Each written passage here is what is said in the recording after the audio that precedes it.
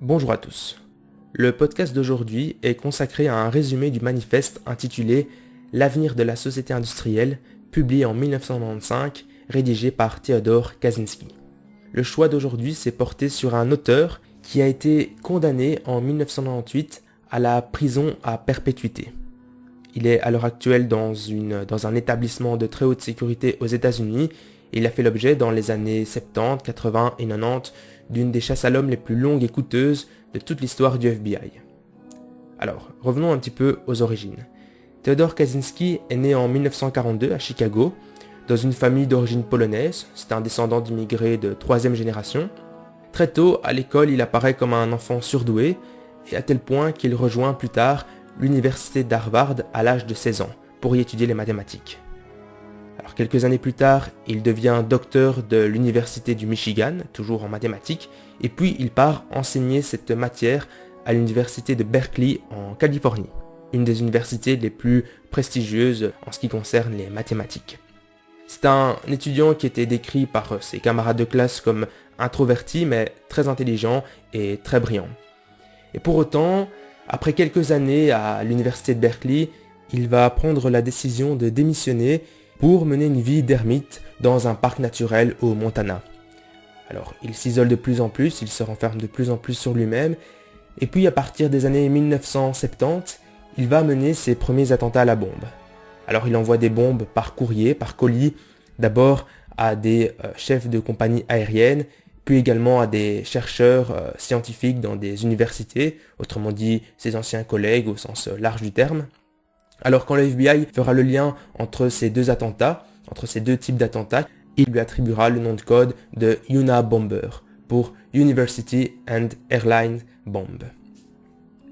Alors dans les années 1980, ces attentats font les premiers morts, et puis finalement, c'est en 1995 qu'il adresse une lettre aux médias demandant à ce que son manifeste qu'il avait rédigé soit publié dans des journaux de grand tirage, faute de quoi il continuerait ses attentats et d'autres gens mourront.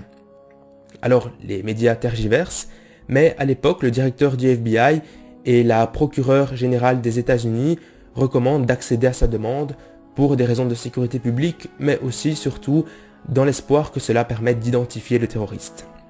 Alors en septembre 1995, le New York Times et le Washington Post publient son manifeste, et effectivement cela a le résultat escompté, parce que c'est la belle-sœur de Theodore Kaczynski, c'est-à-dire la femme de son frère qui n'avait pourtant jamais rencontré Theodore, qui en lisant ce manifeste va faire remarquer à sa famille des similitudes entre les propos tenus par ce manifeste et ceux de son beau-frère qui lui avaient été relatés.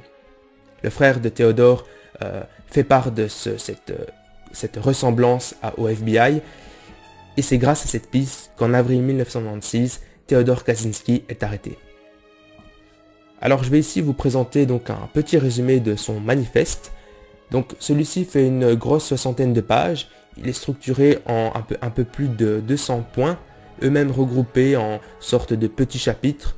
Alors les chapitres sont assez facultatifs, on peut dire qu'ils sont surtout là pour aider à suivre le fil conducteur de l'écrit. Je vais essayer donc de vous présenter un résumé qui respectera autant que possible la structure, le discours, le déroulement du discours plutôt de Kaczynski. Alors d'abord, l'auteur introduit son écrit en présentant un constat de la société industrielle moderne.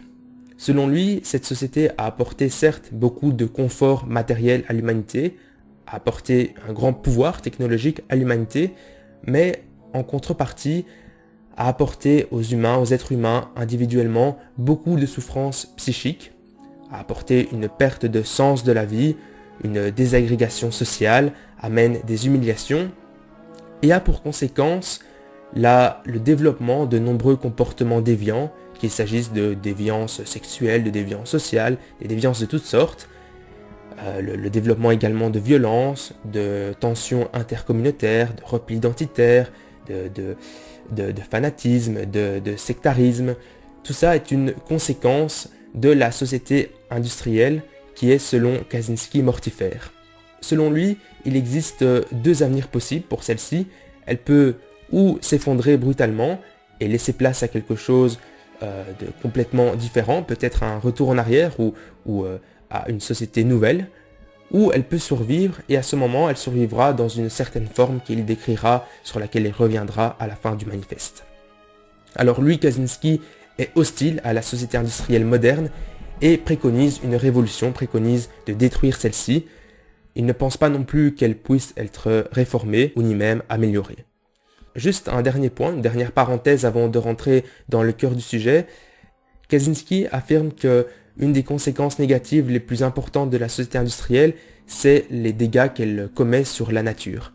Mais pour autant, ce manifeste va très peu mentionner cet aspect des choses parce qu'il estime, je rappelle qu'on est dans les années 1990, que ce point fait déjà l'objet de nombreuses, de suffisamment de dénonciations. Donc dans les années 1990, on a le développement des premières grandes conférences sur le climat, on a la conférence de Rio en 1992, et donc par conséquent, il ne s'étendra pas sur cet aspect dans son manifeste, bien qu'il y accorde une très grande place. Alors la première grande thématique abordée dans l'écrit de Kaczynski porte sur ce qu'il appelle le progressisme. Alors le progressisme, c'est un terme assez flou qui politiquement renvoie traditionnellement au courant de gauche, mais la gauche elle-même est une conception renvoie à une réalité qui a évolué au fil du temps. Alors pour le dire de manière très terre-à-terre, ce que Kaczynski appelle par progressisme, c'est ce qu'on appelle couramment les bien-pensants. En utilisant cette expression, je pense que ce sera clair pour tout le monde. Donc selon lui, le progressisme dans la société actuelle est tout sauf un mouvement de contestation sociétale. Alors pour lui, les progressistes sont caractérisés par deux paramètres. Le premier qu'il appelle le sentiment d'infériorité et le second, la sursocialisation. Donc le sentiment d'infériorité renvoie à un ensemble de traits qu'ont les progressistes, c'est-à-dire qu'ils n'ont pas d'estime pour eux, et par conséquent, ils vont juger dépréciatifs tous les propos qui peuvent être tenus sur eux, qu'ils peuvent interpréter comme insultants, mais également, par extension, sur tous les groupes auxquels ils s'identifient. Et les progressistes, puisqu'ils ont un sentiment d'infériorité, vont s'identifier aux groupes qu'ils vont juger comme étant placés dans une situation d'infériorité, comme étant marginalisés, comme étant oppressés. C'est pourquoi les progressistes prennent régulièrement la défense des minorités raciales, des minorités sexuelles, donc des femmes, des homosexuels, etc. Et vont par exemple juger certains propos, certaines appellations qui étaient d'usage insultantes, rabaissantes. Un exemple, c'est l'usage du mot nana, qui pendant longtemps a été uniquement le pendant de mec pour désigner les hommes, mais que certains groupes progressistes ont fini par présenter comme un terme insultant et sexiste, alors que la plupart des concernés ne le percevaient pas comme ça. Je vais à présent lire une citation, un extrait du manifeste de Kaczynski, sur le rapport entre les progressistes et la société, sur comment le progressiste compte sur le système, sur l'ensemble de la collectivité pour résoudre ses problèmes. Je cite. Le progressiste est anti-individualiste et pro-collectiviste. Il demande à la société de résoudre les problèmes des individus et de les prendre en charge. Il n'a pas confiance en ses propres capacités à résoudre ses problèmes et à satisfaire ses besoins. Il est opposé à la notion de compétition parce que dans le fond, il se sent minable. Les formes d'art prisées par les intellectuels progressistes modernes sont caractérisées par le sordide, l'échec et le désespoir. Ou bien encore, elles prennent une tournure orgiaque, rejetant tout contrôle rationnel, comme s'il n'y avait plus aucun espoir de parvenir rationnellement à quoi que ce soit, comme s'il ne restait qu'à s'immerger dans les sensations du moment. Les philosophes progressistes modernes dévalorisent la raison, la science, la réalité objective et assurent que tout est culturellement relatif. Il est vrai que l'on peut légitimement s'interroger sur les fondements de la connaissance scientifique et se demander si le concept de réalité objective peut être défini et comment. Mais les philosophes progressistes sont loin d'être des logiciens à tête froide analysant les fondements du savoir. Ils sont profondément et émotionnellement impliqués dans leurs attaques contre la vérité et la réalité qu'ils mènent selon leurs propres besoins psychologiques. Pour une part, elles sont un exutoire à leur agressivité, et dans la mesure où elles ont du succès, cela satisfait leur instinct de puissance. Plus profondément, les progressistes détestent la science et la rationalité parce qu'elles font la différence entre des opinions vraies, donc vouées à la réussite supérieure, ou fausses, donc vouées à l'échec inférieur. Le sentiment d'infériorité de ces gens est si fort qu'ils ne supportent aucune classification introduisant une hiérarchie des valeurs. Cela explique aussi pourquoi beaucoup d'entre eux rejettent le concept de maladie mentale ou la validité de la mesure du quotient intellectuel. Fin de citation. Donc, les progressistes ont aussi un besoin de pouvoir, de domination, ils ont un instinct de puissance, nous reviendrons après sur cette expression. Pour autant, Kaczynski les distingue des individus qui écrasent les autres dans la société, de ce qu'il appelle les battants. Selon lui, selon l'auteur, ces individus ne sont pas des progressistes, ils sont plutôt des personnes qui doutent d'eux-mêmes, qui doutent de leur force et qui veulent se la prouver à eux-mêmes, d'où leur comportement de battants. Alors le deuxième paramètre qui caractérise cette fois-ci une partie des progressistes, c'est la sursocialisation. Alors par cela, Kaczynski renvoie à un code moral trop exigeant que ces individus se sont imposés, c'est-à-dire qu'il faut aimer son prochain, qu'il ne faut pas avoir des comportements dominants, et par conséquent ces comportements sont trop exigeants, ne sont pas tenables, ils sont contraires à la nature humaine, et puisqu'ils ne peuvent pas les tenir, les individus qui se les imposent sont frappés par un sentiment de culpabilité. Par conséquent, les progressistes sursocialisés vont dans leur combat politique, dans leur prise de position, toujours défendre des valeurs dominantes, des valeurs bien pensantes, justement à cause de ce sentiment de culpabilité et parce qu'ils n'ont pas la force d'aller à l'encontre de ces valeurs.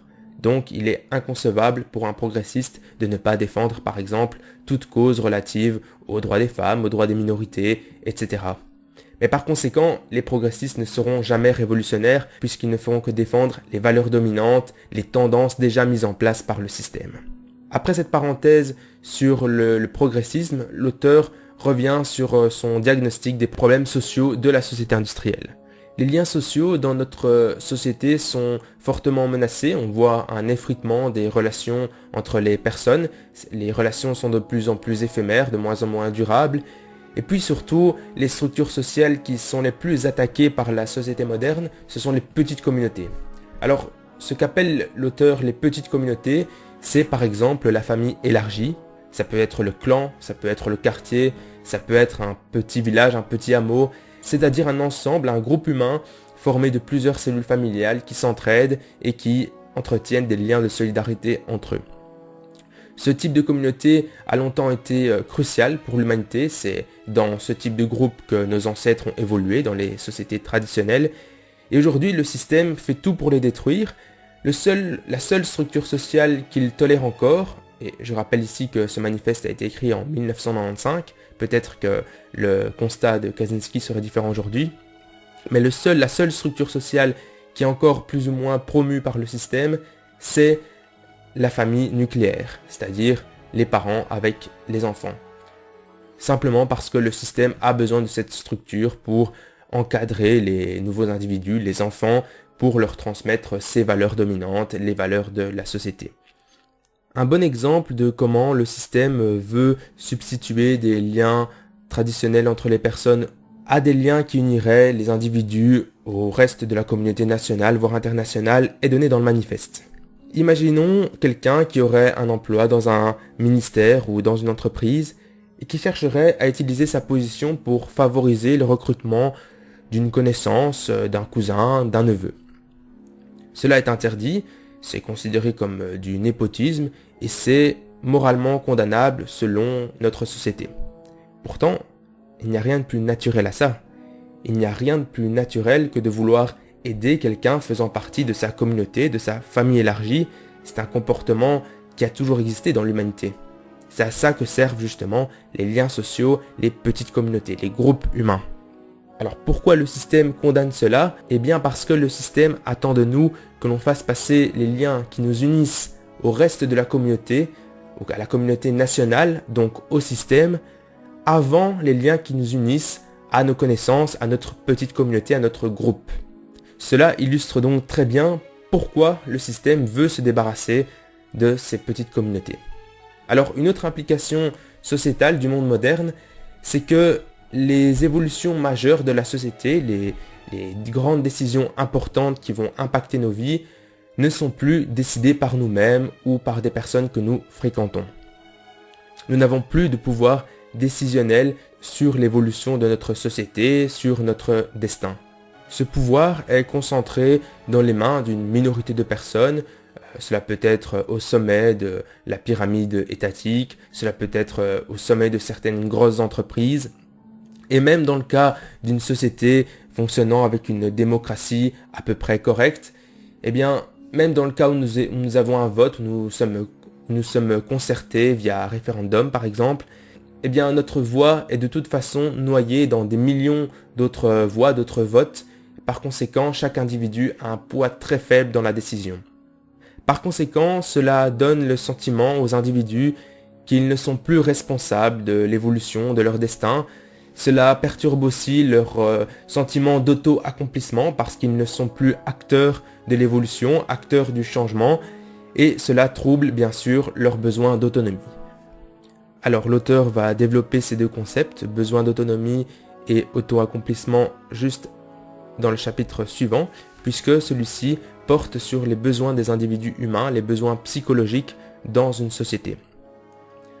Alors, les humains ont besoin d'avoir des buts, de fournir des efforts, d'avoir des réalisations et pour certains d'entre eux d'autonomie. Donc, les buts, ça c'est très simple à comprendre. Nous avons besoin de poursuivre des objectifs pour avoir une vie qui ait du sens, des objectifs pour lesquels nous devons fournir un effort. Si aucun effort n'est nécessaire, alors en réalité cet objectif n'a plus beaucoup de valeur et de temps en temps nous avons besoin de réalisation, d'accomplissement. Alors cela renvoie à un terme qui revient beaucoup dans le manifeste, qui dans la version originale en langue anglaise se présente comme Power Process, mais qui en français peut se traduire par instinct de puissance.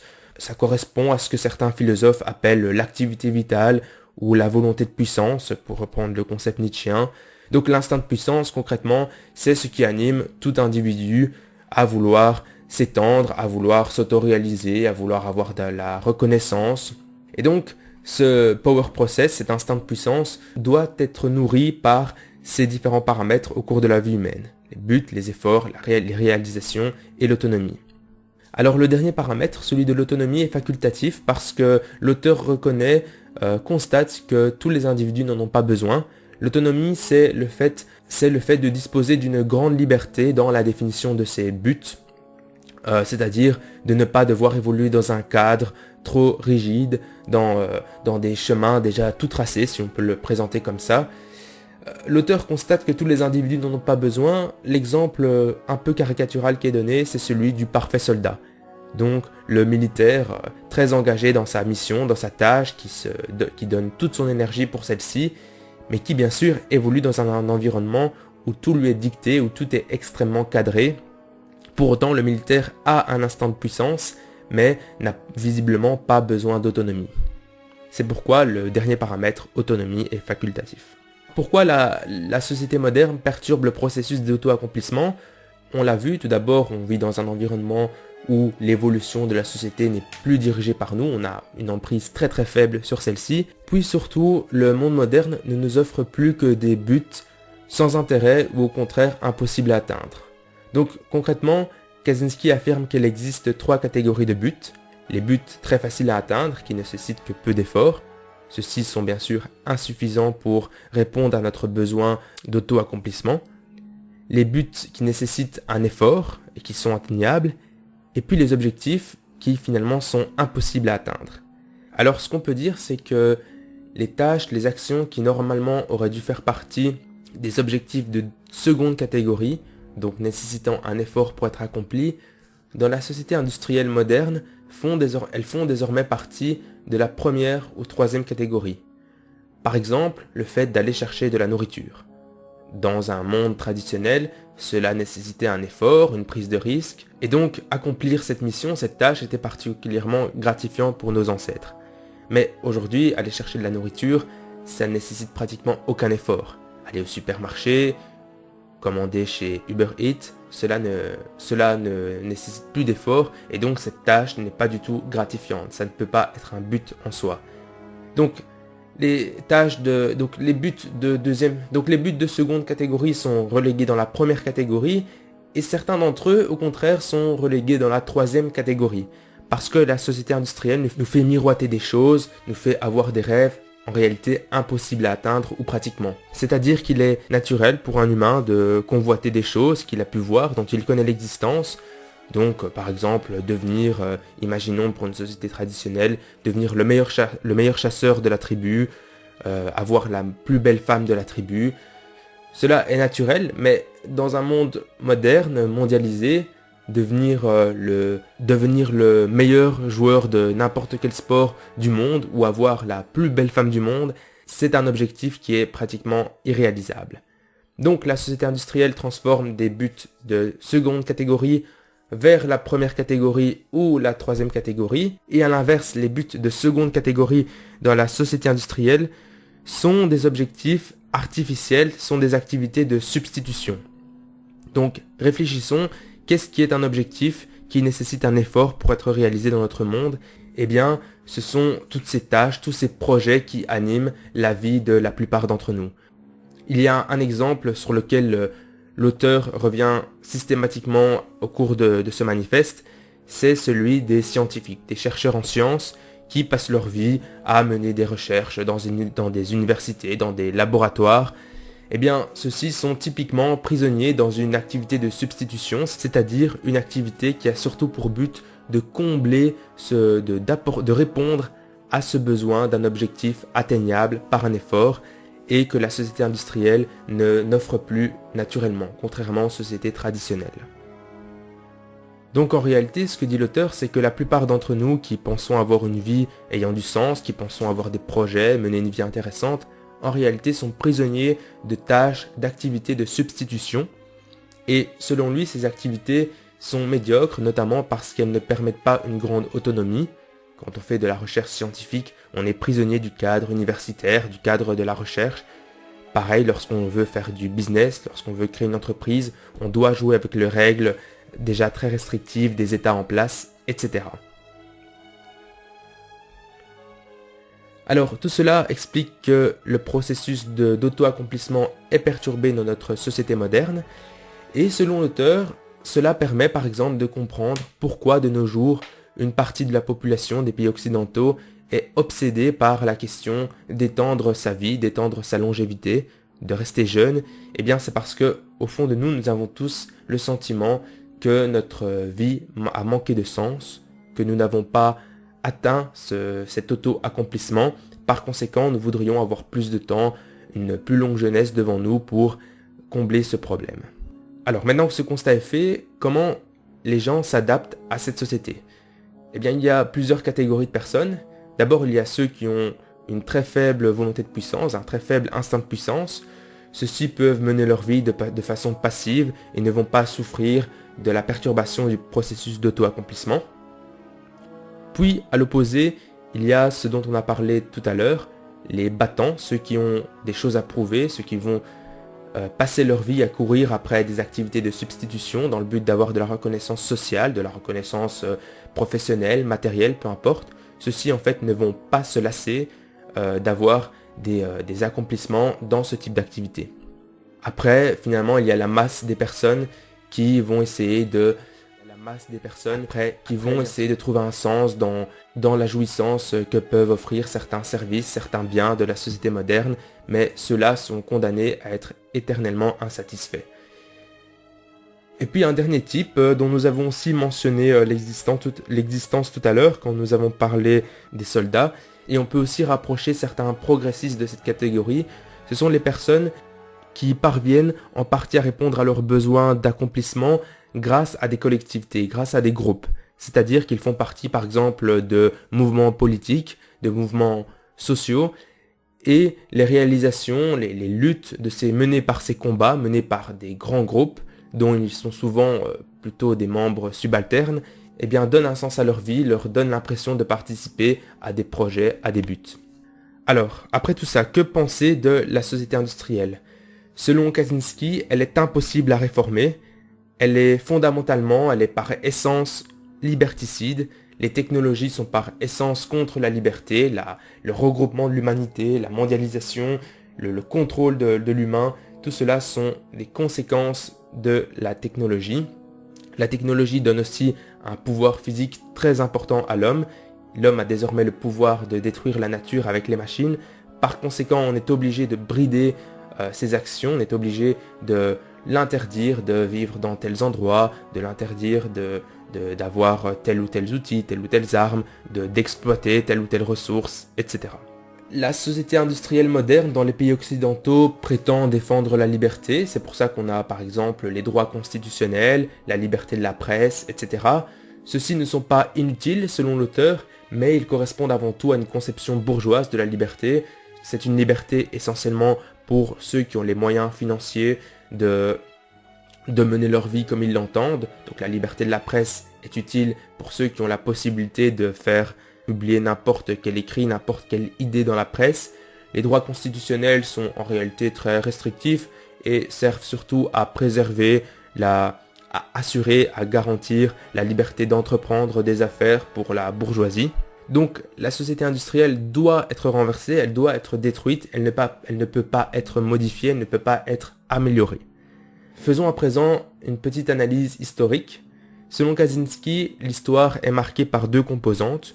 Une composante erratique, c'est-à-dire composée par des événements ponctuels, singuliers qui surviennent, et une composante régulière, c'est-à-dire composée par des grandes tendances, des grandes évolutions prévisibles. Ce qu'on peut dire, c'est que les événements ponctuels, la composante erratique de l'histoire, n'impactent véritablement le fil de l'histoire que si ils vont dans le sens de la composante régulière, qu'ils vont dans le sens de la tendance qui était déjà en place. Donc les événements qui vont à l'encontre de cette tendance, généralement, n'ont que des effets éphémères et finissent par être emportés par les grandes tendances déjà en place.